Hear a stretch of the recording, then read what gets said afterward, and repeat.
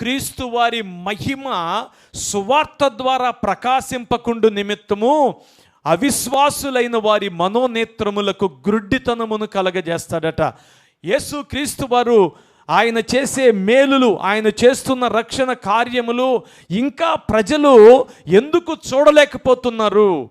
మన గృహాలలో, మన నైబర్స్ గృహాలలో, మన ఇమీడియట్ ఫ్యామిలీలో, మన పిల్లల జీవితాలలో, మన పెద్దల జీవితాల్లో, మన తోబుట్టువుల జీవితాల్లో దేవుడు చేసిన అనేక కార్యాలు మనకు కనబడతాయి. వారికి ఎందుకు కనబడటం లేదు అంటే వారిని మీరు తప్పుపట్టొద్దు.